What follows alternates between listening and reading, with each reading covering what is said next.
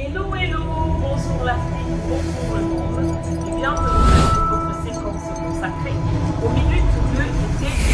J'ai envie de vous dire sportivement votre aujourd'hui dans le cadre de ces minutes assez spéciales parce qu'aujourd'hui, nous allons marquer un full stop sur le sport. Parce que vous le savez, il est indéniable qu'en cette période, ceci jusqu'au 11 février prochain, que nous ne parlions pas du sport. De sur quoi? De football. De sur quoi encore? Plus précisément, de la Coupe d'Afrique des Nations, 34e édition du genre, qui se déroule où? En Côte d'Ivoire, au pays des éléphants. Alors, première chose, toutes les équipes sont présentes. Le Cameroun est là. Les Guinées, les différentes Guinées sont là. Le Mali est là. Le Burkina Faso est là. L'AES est représenté. Bref, je veux dire, c'est l'Afrique qui se retrouve lors de cette édition, comme d'ailleurs les autres éditions. Mais comme je le dis très souvent, les CAN se suivent, mais ne se ressemblent pas. Et nous savons, pour les Camerounais, enfin tous les Africains le savent, mais l'avantage des Camerounais, que c'est la 33e édition, malgré le glissement de date, qui vaut aujourd'hui l'appellation du Cameroun de pays à continent. Désormais, les Camerounais disent qu'ils ont overpassé le level de ce qu'on appelle country. Désormais, c'est continent. Donc, le Cameroun, c'est un continent. Alors, le continent est représenté là-bas à la Coupe d'Afrique des Nations, édition 2024, 34e édition. Le sujet qui m'interpelle, c'est un sujet qui fait jaser. Je sais que vous en avez entendu parler, et même aujourd'hui, vous en entendrez parler. La billetterie qui coince. Qu'est-ce qui ne va pas avec la billetterie? Apparemment, c'est pas moi qui le dis, des éléments pèsent en défaveur du comité d'organisation. Et comme ce comité d'organisation vient d'un pays dont les dirigeants, les responsables au gouvernement ne font pas l'unanimité sur le continent africain, malheureusement parce que le chef de l'État de ce pays-là, qui est la Côte d'Ivoire, et nous rappelons que la CAN est organisée sous son haut parrainage. Le mauvais parrain, point d'interrogation. Mais est-ce qu'un pays peut donc organiser une CAN et avoir pour parrain le chef d'un autre État? Non. Vous avez dit Côte d'Ivoire. La CAF, le calendrier de la CAF a dit que c'est la Côte d'Ivoire. Patrice Motsepe lui-même a dit que vous avez choisi Saturne, c'est la Côte d'Ivoire. On ne peut pas organiser en Côte d'Ivoire et prendre quelqu'un d'autre comme parrain, quand même. Alors, actualité ou alors calendrier oblige, il fallait organiser la CAN, peu importe le contexte géopolitique ou encore sécuritaire. Voilà donc ça qui est en train de faire son travail. Le contexte sécuritaire dicte sa loi en Côte d'Ivoire durant cette période consacrée à la fête du football. Au lieu que les uns et les autres se sentent dans un état d'esprit festif, tout au contraire, c'est la peur, c'est toujours, comment je vais appeler ça, faire attention, on ne peut pas festoyer, l'on ne peut pas marcher librement pour aller regarder le match au stade Ibimpe. Pourquoi? Parce que le quartier là, où est situé le stade, est entouré des quartiers ou alors des villages et des micros. Du coup, le parking est hyper loin.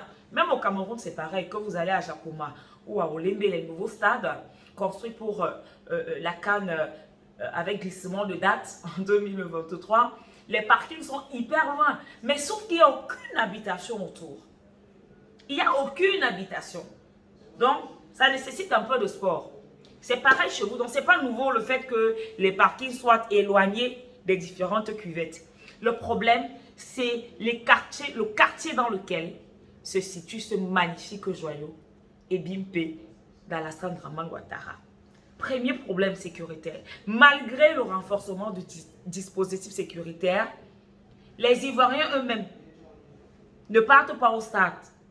D'où l'explication du stade vide. Je vais le dire, c'est vide. Quand un match se joue là-bas, c'est vide. Deuxième point sur la sécurité.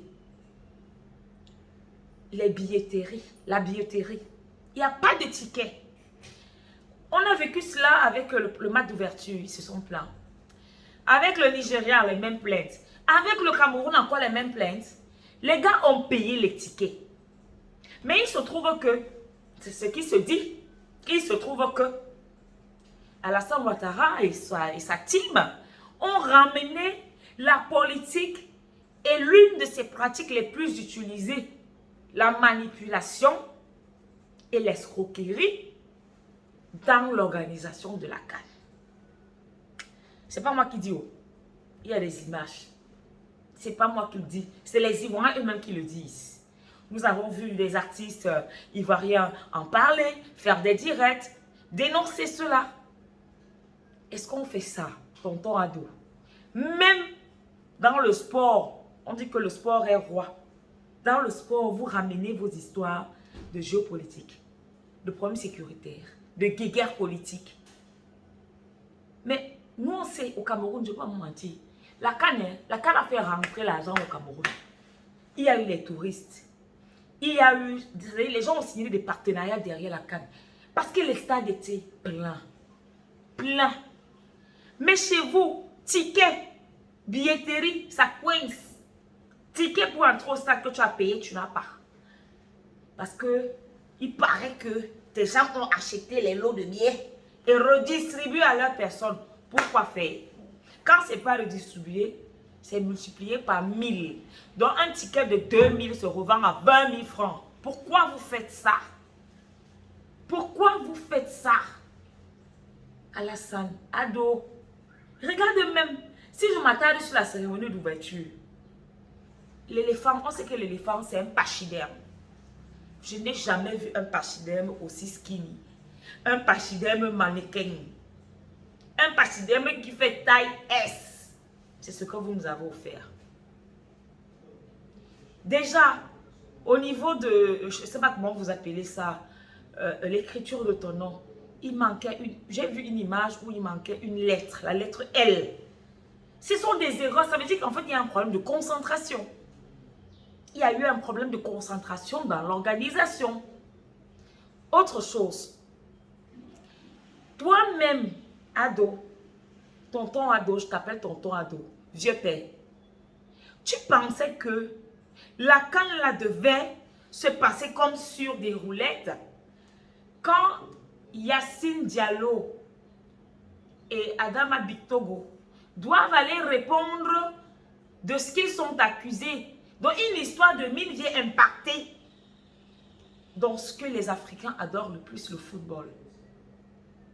Dieu merci, le procès a été renvoyé, je crois, au 24 janvier. Mais on sera encore en pleine CAN. Pour ceux qui ne le savent pas, Yacine Diallo, là, c'est lui le président de la fédération ivoirienne de football. Il est accusé dans une histoire de malversation financière dans le secteur minier. À ses côtés, il y a M. Bictogo. C'est-à-dire donc, pendant que les Ivoiriens, les éléphants, doivent jouer avec un moral, je ne sais pas ce qu'il a fait, qu'il soit coupable ou victime, est-ce que c'était le moment de soulever ce problème dans un pays qui s'apprête à organiser une aussi grande messe sportive? Parce que dans vos esprits là-bas, c'est la haine. Il faut nuire. Quand les Africains sont contents, parce que tu fais partie de cette caste-là, monsieur Ado, excuse-moi de te le dire. Tes actes le démontrent chaque jour. Chaque jour, tu poses des actes. Parfois, on dit non, il faut pardonner, il faut pardonner. Mais quand tu fais encore tes actes-là, un pays où l'Ivoirien de souche ne peut pas parler devant un Français, devant un Libanais, même pendant la CAN, notre CAN pour l'Afrique, on n'a pas dit CAN France, encore moins CAN Liban. Mais en cette période, ce sont les plaintes qui fusent de partout. Les Libanais ont les billets pour entrer au stade. Les Ivoiriens n'ont pas de billets. Les Africains partis de leur pays pour venir soutenir leur équipe n'ont pas de billets. Tu fais ça comment? Tu fais ça comment? Comme on dit chez vous. Je préfère m'arrêter là pour l'instant. Parce que si je rentre dans les problèmes véritablement géopolitiques, je vais m'égarer. La géopolitique, c'est la géopolitique. La dénonciation de la dictature, des tentatives de déstabilisation, c'est une autre chose. Mais aujourd'hui, pardon, libérez les billets. Libérez les billets et laissez les Africains vibrer au rythme de la canne. Salam.